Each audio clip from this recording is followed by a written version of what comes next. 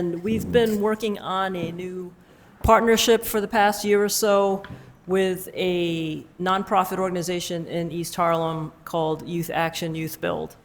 And I'm kind of excited about it because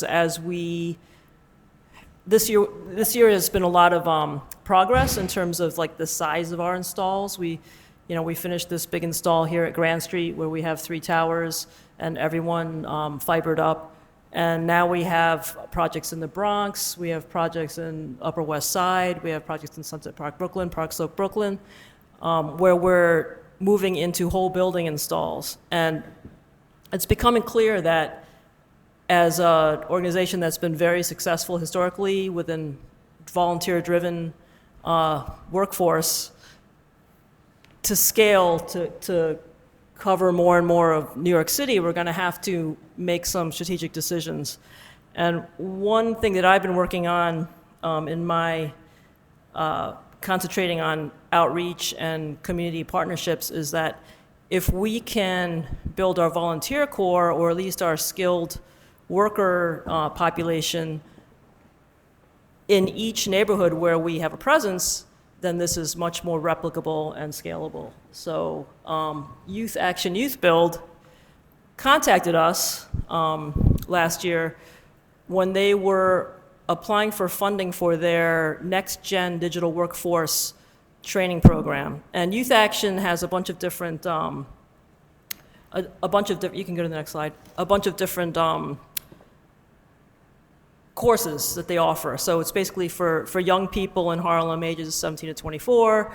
They have, I know them from construction, so they getting kids ready for high-paying skilled trades jobs. They also do food service, building operations, like the engineers and supers of buildings. And now they have this course called the Next Gen Digital Workforce. And they wanted a letter of support from New York City Mesh to get funding for that course. And one of their instructors, who teaches at Bronx Community College, I believe, Edwin Reed Sanchez, and has a lot of experience with wireless installations in poorly served areas. He presented a few months ago. He was a volunteer with NYC Mesh and knew about us, and so hooked us up, and that there started our partnership. So from a letter of support for their funding, once they got the funding for their class and they're kicking off their first cohort of students, I think in May, this year, they asked us to help instruct those students in how Mesh is done. And the other nice thing about YAYB is that they own properties that house low-income people in East Harlem, which is also an area where we don't have a great presence. So this is a perfect match where we could get access to some rooftops, teach some young people how this is done, give them some real-world experience with, a lot of our volunteers are professional network and software people, so there's a mentoring aspect there and a networking aspect, like a people networking aspect. And here's a photo of one of the couple of classes that we held here in Grand Street to get the students ready, familiar with what Mesh does and what an install would be like. It started off with us inviting their class to come here to this meeting and to have a tour of this facility and how the fiber infrastructure has been installed. And also, we're learning about them too, this whole concept that these students, when they graduate from the Next Gen program, are going to have certain networking certifications that will help them, find employment, but they'll also have real hands-on experience configuring nodes and connecting them, troubleshooting them. And the result will be some local infrastructure that's built in East Harlem, and hopefully will also involve the students of Youth Action, YouthBuild in general to recruit and outreach to the residents. And so it's a win-win. And there's more funding down the pike. So here's our local partnership. We want to build community. So we're not just sitting here in this room and talking about where we're going to install nodes. We want to involve the communities where we're building so that they're also in, so to speak, in this room with us and maybe having their own rooms in each neighborhood. So, if the Bronx seems very far from here, there'll be a crew of knowledgeable Mesh people in the Bronx, and we're all connected on Slack, and we'll communicate and support just as we have with Belmont Cove, with Olmsted, all these big projects that we're doing where volunteers are stepping up to run the work and getting support and feedback from the community. We want to support local workforce development, which is a great thing to be supporting. The outcome will be that people in that underserved area will have experience with internet connection, get some digital literacy.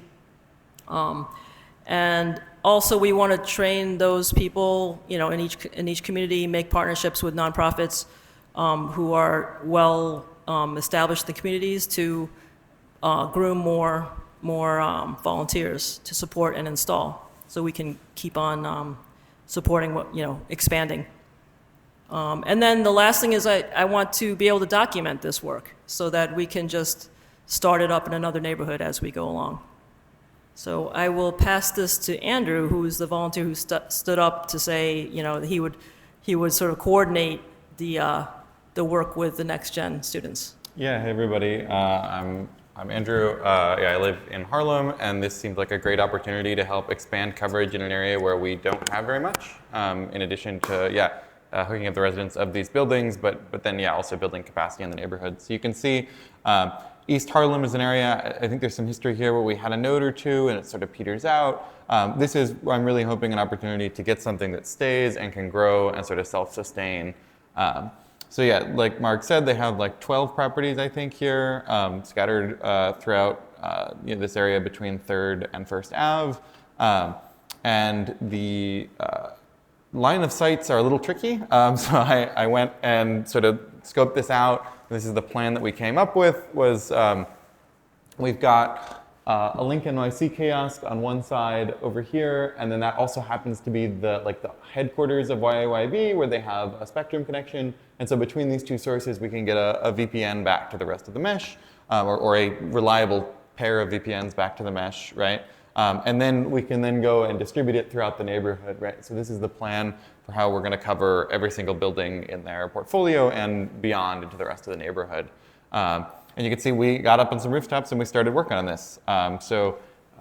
We've got, putting in some cables, assembling a non-penetrating mast, having a pizza break, right?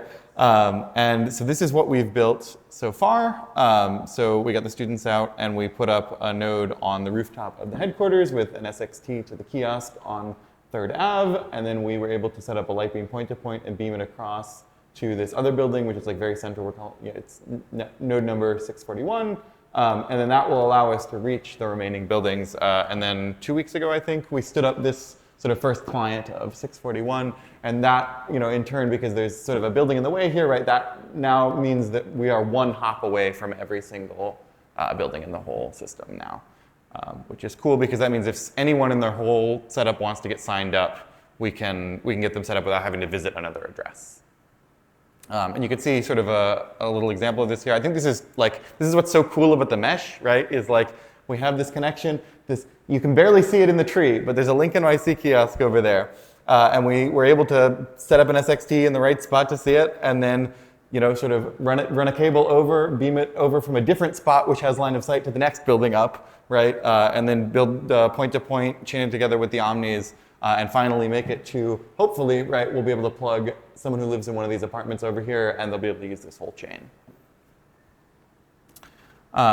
Something that's come up as we talk about this with the folks is that the residents who live here are extremely hard on their luck, maybe is a way to say it.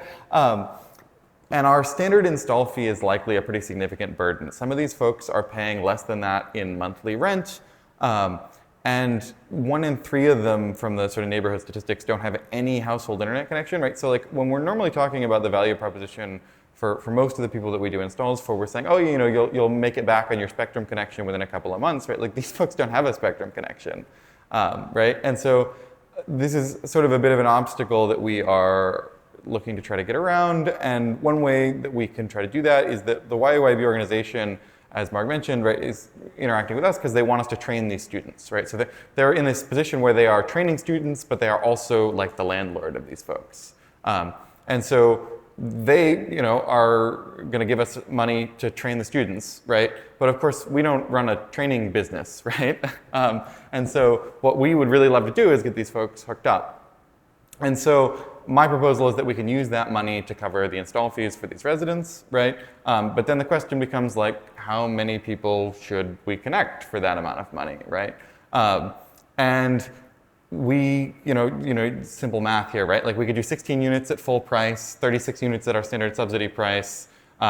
There's, 120. I think I made an estimate here, it was 180, so it's 120 in the whole area. And so if we collected our standard install fee, that gets us like $50,000, right? And so like obviously they're not offering us $50,000, but the cost to actually connect everything, like when I scoped it out, like all the hardware and stuff, because again, we're not paying for labor here, right? Like we're training the volunteers are training students, and so there's sort of no change of money there. It only costs about $10,000 in total, maybe it's a little bit more than that, depending on if we get full 100% subscription, but it's somewhere around there. And so to say, no, you must pay us $50,000 to get these low-income buildings hooked up when it's only gonna cost us 10, like that just doesn't feel right, And so we want to be financially responsible. We don't want to be pouring, hard-earned member donations down the drain. But these people are in need, and I think it's our job to help them. I also will point out here that even if we're technically on paper taking a loss here, YYB is likely to be a strategic partner in the area, in the city going forward. And so I think this is definitely an area that is worth investing. So my proposal right now is to say, let's just round that 36 up from the subsidy rate to a sort of even 40 and say we'll do 40 installs for this price. And when we get to 40, hopefully we have a thriving partnership and we have just given them 300 plus hours of student training time for that price, right? And they will be very happy to continue to invest in us, right? If we have to pursue grant money to make that happen or something, I think that's the kind of thing we can figure out. But I just wanted to signal that before I start hooking up people for, without collecting the fee, right? There's sort of another arrangement process here. And yeah, I'm happy to talk afterwards or if anybody has any questions about this. But yeah, I think this leads nicely into Marg also wants to talk about some other areas in which money can be involved here. So the interesting thing about this area, the East Harlem, Upper Manhattan, and the Bronx are on the New York City map of internet need. 2/3 of the people are needing affordable internet, and only a third of the people have internet, right? So there are a lot of funding streams out there. Are they attainable by us in our current, state of organization? Maybe. We're working on some. One of them that's coming down the pike is a lot of federal money, the NTIA, National Telecommunications Infrastructure, maybe? Lots of federal money, millions and millions of dollars. And there's also funding that has been received from the federal government by New York State that's being doled out under something called New York State Connect All. And there's different ways that they're doling out that money, some that we don't do. We don't dig up trenches to lay fiber down highways, and we're not even going to dig trenches in New York City, right? But another funding stream is called AHCP, the Affordable Housing Connectivity Program. And not sure if we're a great fit for it. I think they want us to be a good fit for it. It's basically a portfolio currently of, 100 properties, maybe 50 properties in the Bronx and Upper Manhattan that have expressed interest in getting subsidized to connect their residents. And then we are provisionally accepted to be in this program to be a provider of internet to these residents. But the way the program is designed is that you have to take that entire portfolio and bid on the entire portfolio. And it's not really, as an organization that grows organically, it's not really something that we know how to do yet or have possibly the capacity to do. But New York State Connect All also sees that an organization like ours may have some difficulties scaling up to qualify for some of these funds. So at the end of the month, we'll find out if they want to invest any money, $100,000 in helping us build capacity to get these grants, in which case we'll be able to hire possibly a grant writer and a program manager, a project manager. So let's say we did get that $100,000 and we could identify quickly someone who would spend full-time for a year doing these tasks that we need to be done, that possibly could open up some of these federal funds. So I guess going back to Andrew's point, if we're helping people who are in need and have no spectrum bill to offset with their mesh donations, I think there could possibly be streams of funding to fill in the holes, like to maybe retroactively support this project or support after the first 40 installs, right? The other promising partnership that we have coming up is that New York Presbyterian, the Columbia University Hospital, owns a lot of properties, and we just had a meeting with them recently where they're interested in possibly allowing us to put antennas on top of the highest building in Upper Manhattan, which is the Health Sciences building, Hammer Health Sciences. So not only is that exciting because it can see everything, but whether they give us backhaul or not, it will be a place to bounce our signals off of to connect our mesh together up there. And even more exciting, I think, is the fact that Columbia is a big landlord, I think second to the Catholic Church, right? So there is a possibility that we may be able to get access to many of their buildings that they have in Queens and Brooklyn as well as the Bronx. And I also was having a conversation with the people here at Grand Street Guild. Grand Street Guild owns properties in the Bronx and in Brooklyn, right? So I guess the whole idea of let's spend some time documenting and pondering what we're doing here in Grand Street Guild here. What are we doing right? What will we do differently? How can we explain this to the next Grand Street building, what needs to be done? And also I think, at least from my point of view, I think it would behoove us to spend a lot of time thinking of, now that we know how to do it, how do we explain to others how they should do it so that we can remove ourselves from the risk equation a little bit more. We are really good at doing the technical stuff. I mean, we still struggle, right? But we have got that down pretty much to a science. Like this year, we've done 3 gigantic building projects and pretty much without a hitch so far, right? But where we lack resources is outreaching to the community to support. So every person having a range issue with Wi-Fi in their apartment is coming through us, the regular volunteers who may or may not be able to visit, but maybe there's young people in the area who want to learn how to tinker, who want to support their neighbors.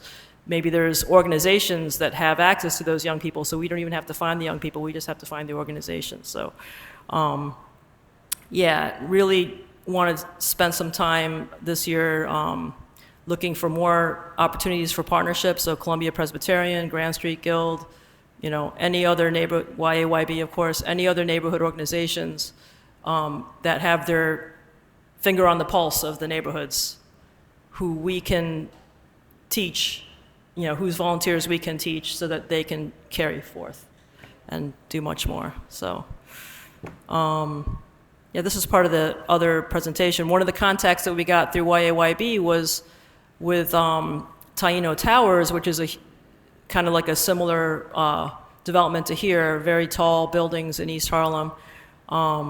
They're also part of the AHCP program. I don't know if they've gone forth and actually hired somebody yet to do their internet, but partnerships like this, maybe we can work something out where they can help us move our signal around. So if anybody wants to help out with these types of endeavors, is this map? Yeah, it's just showing you how good Taino Towers is. I like it. It's a good roof. It's very good. Yeah, very, very nice. Anyone wants to help out, we always can use people to help install and design network stuff. I think we could always also do a better job harnessing people who know graphic design, people who know outreach, people who know grant writing, community relations, that kind of thing. So join us on Slack. Yeah, project management. Right, and Andrew, John, other people in this room have good experience standing up a new building. So if you want to take that on too, that's that could be fulfilling and is needed. So, any questions for us? There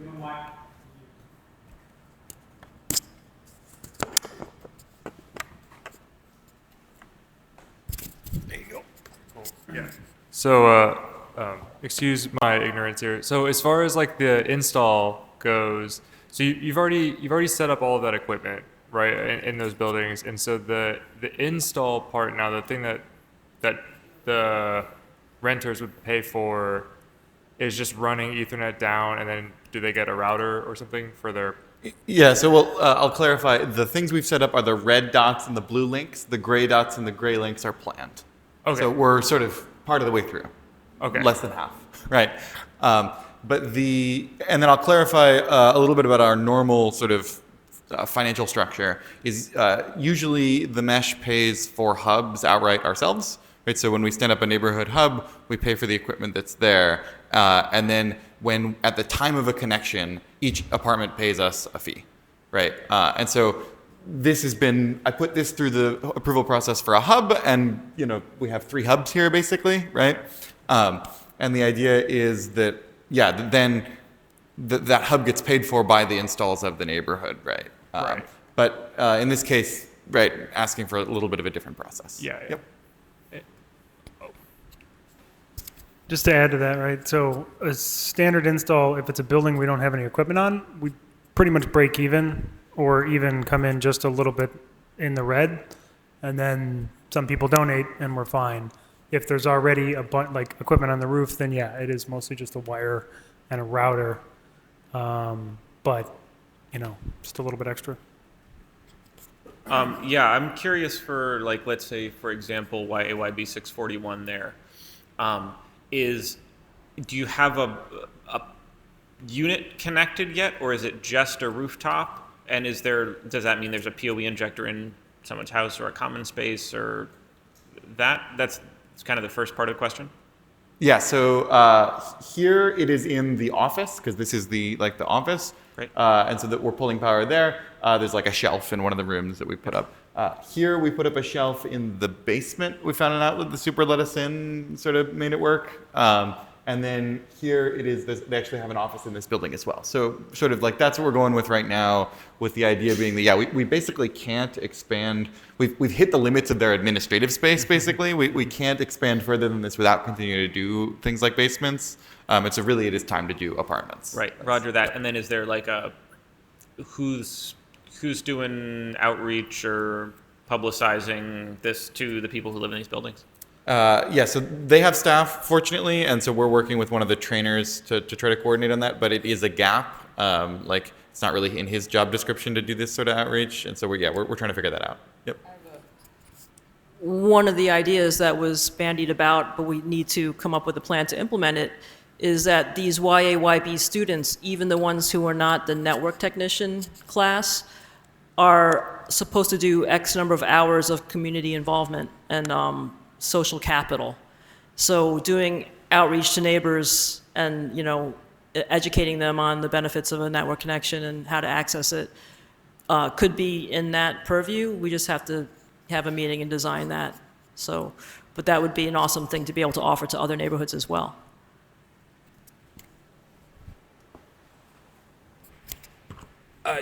You might not know this, but how much is YAYB paying for internet as it is? Because I'm assuming. Oh, okay. I mean, they have a FiOS connection, so we know about what that costs. Yeah. Okay. And I'm assuming that if we get any of these other contracts and we're able to do a direct connection, that we could offer to take their internet bill effectively as just a kind of, okay, we know your funding is not great, but let's work together on this and reduce your costs elsewhere. I do anticipate that in the future, as we grow, and if we get a separate backhaul here, that yes, we could offer the folks at the YYB office to switch their network over to use us, and maybe there's an opportunity for the students to learn something there in terms of switching their network over and doing some of that. Okay. But I don't see that as particularly relevant to the financial terms, just because of the timescales and because it's That's fair. different money, basically. Yeah. Yeah. Okay. So for the setup here, is the internet going through the Link New York City as well as the current Comcast connection that they have? Yep, so we've set up a redundant VPN. So there's one VPN over the Link NYC kiosk, and there's also one, like there's a cable that goes downstairs to, yeah, and just plugs into their LAN. Yep, Okay. and we do a VPN over both of those.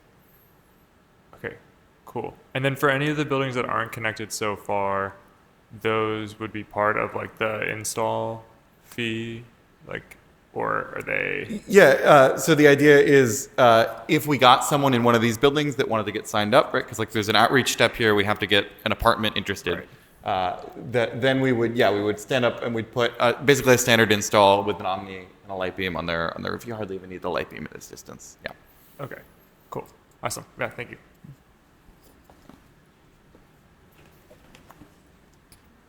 Right. Thank you very much. Oh, one more? No. Did anyone else have? Right. Thank you very much. Thanks.